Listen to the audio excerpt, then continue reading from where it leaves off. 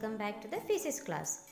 In the previous class, we started the 5th chapter, refraction of light, and we studied what is refraction. And today we are going to study about refraction in different media. In the previous class, we already studied that the speed of light through various media differs. So, for studying that, here you can see a glass slab and here is an experiment related with it. Here a glass slab is placed on a drawing sheet.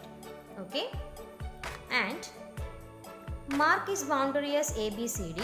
After marking the boundary on the drawing sheet, remove the glass slab and draw a line PQ on the side AB that you can see in this figure. Keeping the glass slab in position, pass light from a laser torch through it along PQ. Observe the path of light through the glass slab. At that time we can see that the light travels through the glass slab and enters into the air. At that time QR is the incident ray and RS is the refracted ray. We can draw normal at Q on AB and at R on CD. And from the figure you can understand that AB is the surface of separation of air and glass, and that CD is the surface of separation of glass and air. So, from the figure, can you say which is the incident ray on the surface of separation CD? Yes, it is QR.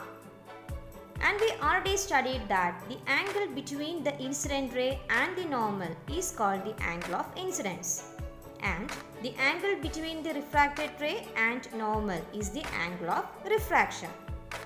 If we are measuring the angle of incidence and the angle of refraction using a protractor, we will get the values as different. When light enters from air to glass, the angle of refraction is lesser than the angle of incidence. That you can understand from this figure. And when light enters from glass to air, the angle of refraction is greater than the angle of incidence. So, from this, can you say which one has the greater optical density? Air or glass? Yes, glass has the greater optical density. While going from air to glass, the refracted ray deviates towards the normal. Like in this figure. When light enters from glass to air, it deviates away from the normal.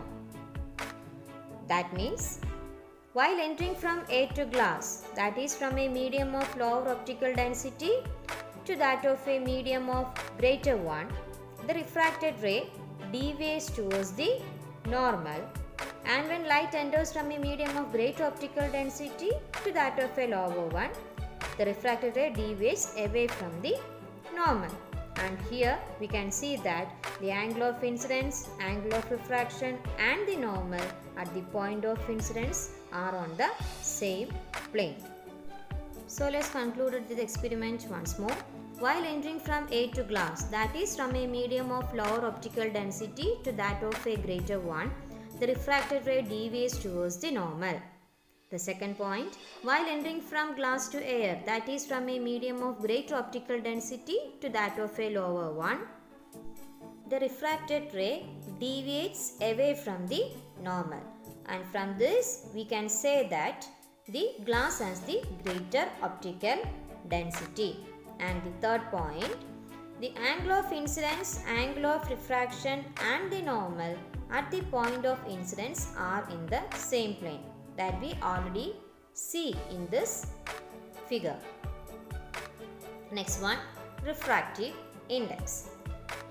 So here you can see two tables. First one, the light enters from air to glass, and the second one, light from glass to air. And you can see in the first table, when the light enters from air to glass, the angle of incidence is different. And according to the angle of incidence, the angle of refraction is also different. So here the sin I, that is the incident ray, and sin R, that is the refracted ray. By dividing sin I by sin R, the value, we will get the value as 1.5. So it is the constant value. Similarly, when light enters from glass to air, also it makes different angle of incidence and the angle of refraction. And by dividing sin I by sin r, we will get the constant value here, that is 0.7. That means whenever the angle of incidence and the angle of refraction is different, but the ratio will be a constant. So that is the refractive index, that means sin I by sin r.